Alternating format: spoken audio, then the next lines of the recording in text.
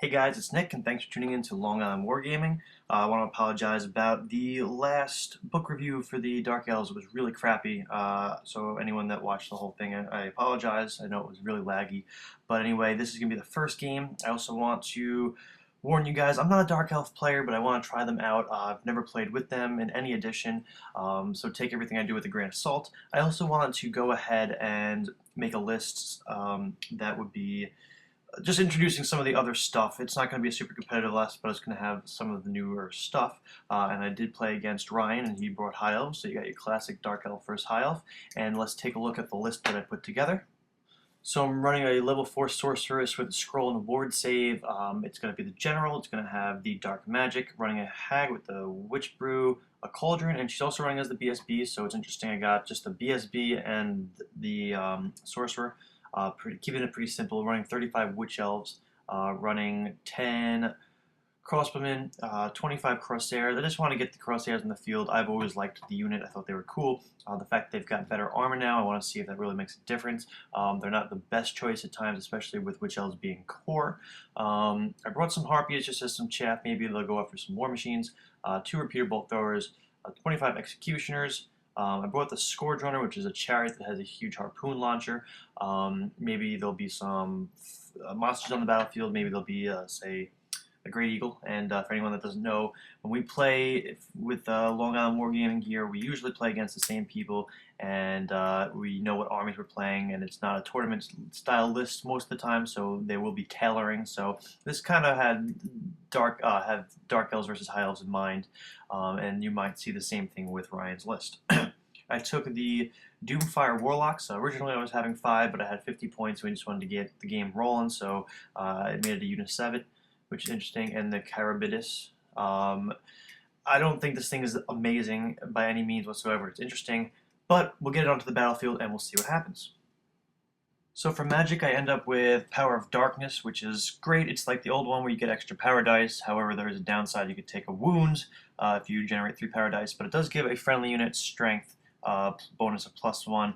It's interesting. Doom Bolt, I think, is a signature that you always have to take. It's pretty effective. I know it's 12 to cast, but you're going to be getting a 5+ for all your spells. So I got that, and then I also have Word of Pain and Blade Wind. That's the spells that I rolled up. So Ryan had I forget what spells. He had a mixture, 4 spells from Lore of Life and a level 1 in High Magic. So we're using Rich's High Elves. There's 3 units of Fast Cav with bows, 2 units of Sisters, those are the 2 units of 5, 4 Repeater Bolt Throwers. There is a hero with the bow that does 3 shots at user strength, and he's got power, the toughness potion that he'll pop at some point. Those 2 big blocks are Phoenix Guards.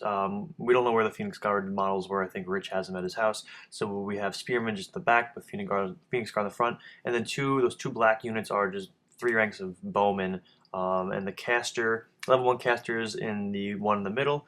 The hero is the black guy in the middle Phoenix Guard unit, and then the level 4 caster is up on the battle line. So yeah, that's everything. Bear with me as I have a bunch of proxies. To the right here, we've got the Doomfire guys, the Fast Cav. Those are the Corsairs. The chariot there is the Scourge chariot, there's the Harpies, and then there's the 2 repeater crossbows. All the way down at the end is the Carabidus, whatever. Then we've got the repeater crossbowmen next to the Harpies. That's where the level 4 is chilling. I don't know if that's the best place to put them, but I didn't want them in the combat units. Then we've got the Witch Elves that are 35 strong, and then the Bells proxying as the Cauldron, and then Executioners. And here's the whole battlefield. Soak it in, soak it in. Impassable terrain here and there, forest, building, hill. Alright, let's go. I got to vanguard my Warpfire guys, my Warlock guys, whatever they're called. Ryan shuffles around his Fast Cab, backing up a little bit and just repositioning during his vanguards. So I went first turn. I marched these Fast Cav up behind the building. I figured this would be a good idea because they have cover save, and they hard cover from shooting because there's going to be lots of shooting on Ryan's end, but I could still see past the building and cast Doombolt or whatever it's called without any issue. But we'll later see if this was a smart idea. We'll come back to this. This is a very interesting play. Just keep this in mind. We'll come back to it. So here's the rest of my movements. The harpies are up there. They're gonna go whatever. Um, the monster goes into the forest. This way I can get some cover from shooting. I know he's a large target, but I believe he's in the forest. He still gets cover. And everything else just moves up full except the bowmen, which are going to that crossmen. They're gonna move up so they can take some shots and maybe the cast will get some magic off. Into the magic phase, we get like 4 power dice. It's nothing. Nothing really happens this turn for magic. And shooting, I shoot down. I take some shots at his chaff. I really would need to try to clear some of those out, especially with my frenzied elves. I need to make sure that there isn't anything redirecting them or anything of that sort, due to the fact that I'm also taking my restrain frenzy test on -3 because I've got the witch's brew. Here is Ryan's movement. Just a little bit of shuffling, fast calf coming behind that building. And then the 2 guys, you could see I really wasn't able to clear too much off with my shooting. My chariot did take a shot, just to rewind, did take a shot at the bolt thrower because a harpoon launcher, I believe, is strength 7. D3 wounds, maybe I could knock out a bolt thrower since there's no monsters on the field. Nothing happened.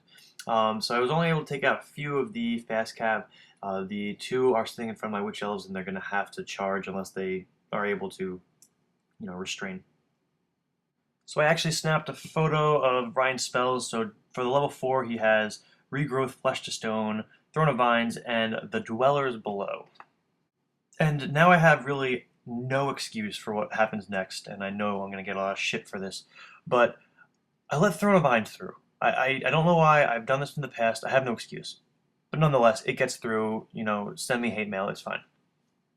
And then, without fail, Dwellers Below gets off onto the Frenzy Elves with Irresistible Force. And of course, he discounted on a 3 because it's a 2-up for discount it because of Throne of Vines. I just figured with my scroll or all the powered dispel dice that I had, I would have been able to get rid of it and not worry about Throne of Vines, but it ends up being that it would have gotten off either way. It would have gotten off either way when you look at it with the 2 6s, but the fact that he didn't miscast is always an issue, and again, no excuse. 12 Witch Elves drop, but thankfully the Cauldron and the Witch Hag decide to pass their tests, so they stay to fight. And what is this? This is the result of the shooting phase. I don't know, this thing has like 5 wounds, it has no regen, it's got some armor, but who gives a shit. Man, not having regen or regen for either this thing or the Hydra kind of sucks. I mean, I'm glad because I usually don't play Dark Elves, I'm glad they don't have it. And the Hydra does have ways of restoring its wounds, but not if it gets shot down all in one round of shooting or magic. So this thing is already out of the game. So my turn too, Dark Elves. This thing took 2 wounds last turn from shooting. So it had 2 wounds left, and I decided, what the heck, it's just going to get shot down. I'm going to make a crazy charge. I need an 11. I rolled an 11. So this thing goes across the field like, I don't know, 20-something inches. It's wonderful. However, he gets countershot, and he takes the remaining 2 wounds because the sisters are, of course, going to hit even after they've got -2 from, long range and being charged.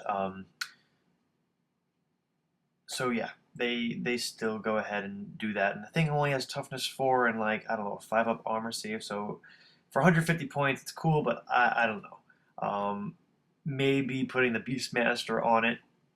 It's expensive, but at least with his ballistic skill, whatever, he'll always be hitting with the harpoon launcher and hopefully killing a monster. But there's no monsters here, so this was a waste of points when you look at it.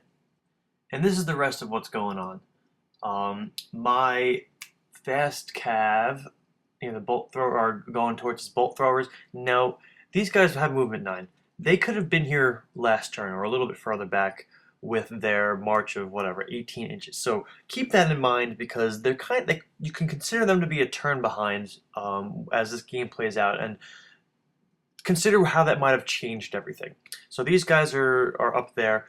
The Crosshairs are moving up. Everything is, shuffling up. The Executioners are looking at a funky angle in case I get flank charged by the Phoenix Guard that have Throne of Binds on them with that little sheet of paper. And of course, I fail. I needed to get like a 6 or lower for my leadership test since they were at -3 for not charging.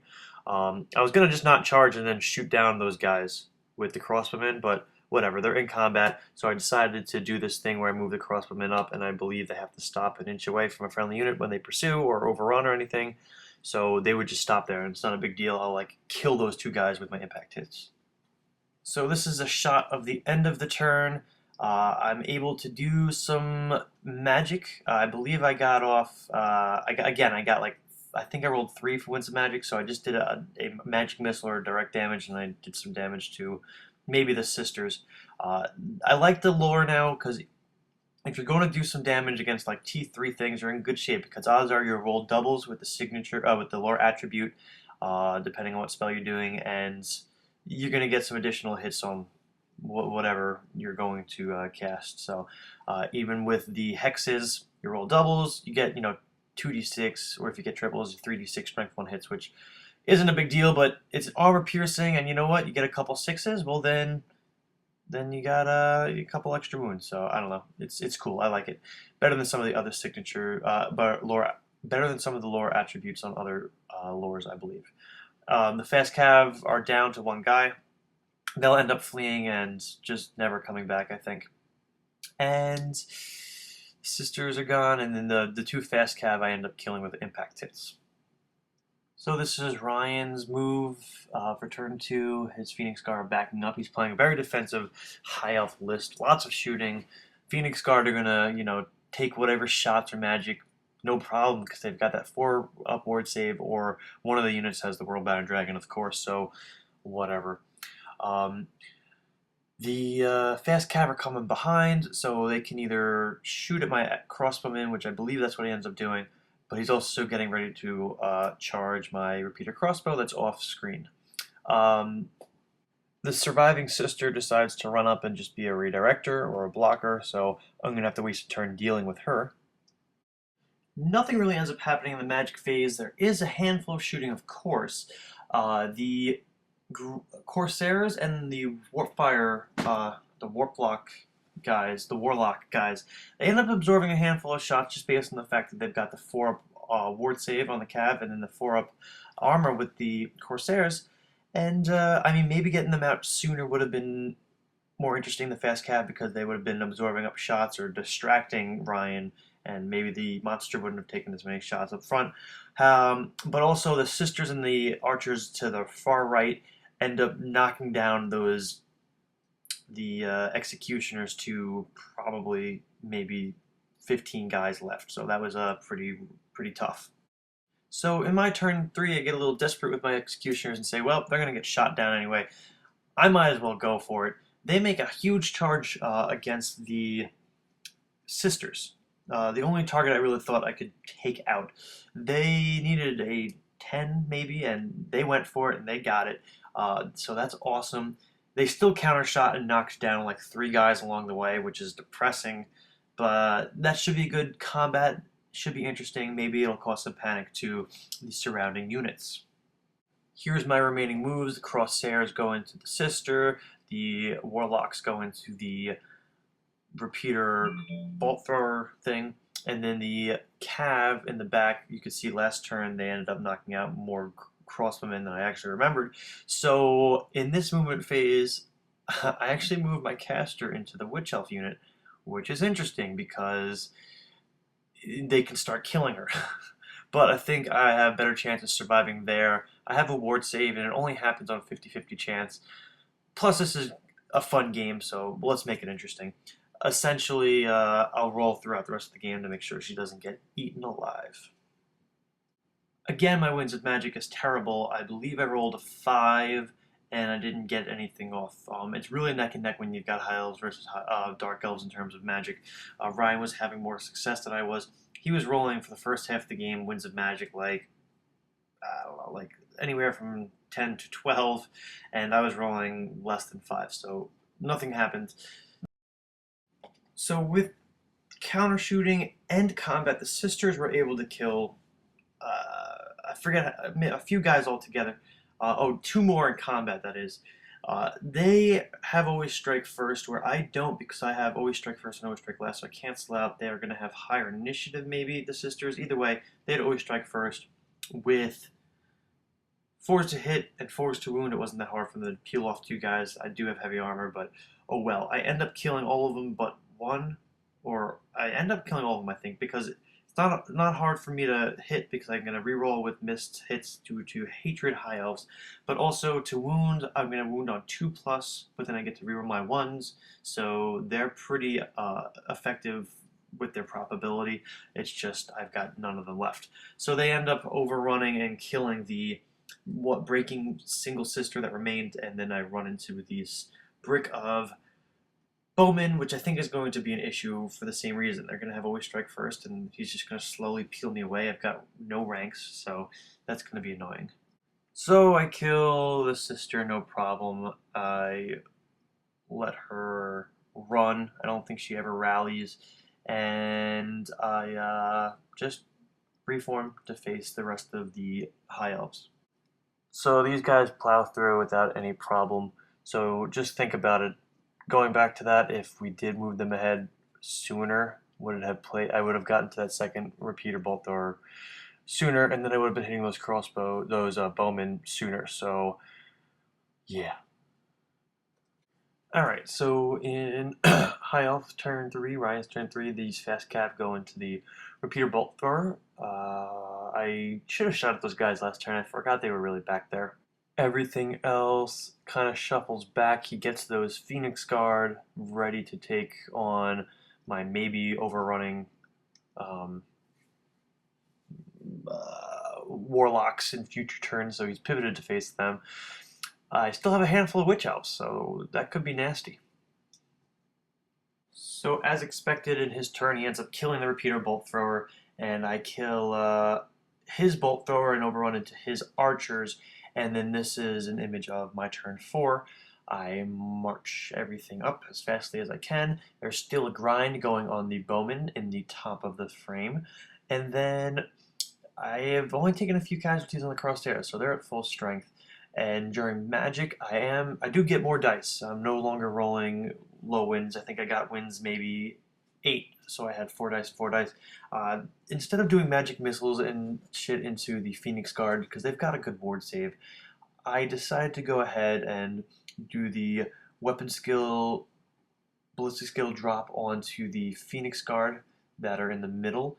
And then I got that off. He let that through, so I attempted to get off the test where he takes a weapon skill test, and then if he fails, he takes a strength 4 hit, armor piercing, which would have been nice because then he would have been on just the ward save, but he ends up dispelling that. So the spells are great. I think they've got cool synergy, but I've been unsuccessful in getting them off. I will kill the level 1 caster and the archers and reform to face the Phoenix Guard. And then my one executioner is still chilling, so that's good. And I mean, these Phoenix Guard units are still scary looking. They're at full strength, but look at how many Witch Elves I have. That's alone 60 attacks coming in from the front if I get everyone in, which I probably won't. But let's jump into High Elves. Oh, and I can't forget, I took a couple shots with that repeater crossbow and killed 2 or 3 of the fast cav there, but they checked, no problem, so they're going to continue looking to get that repeater crossbow.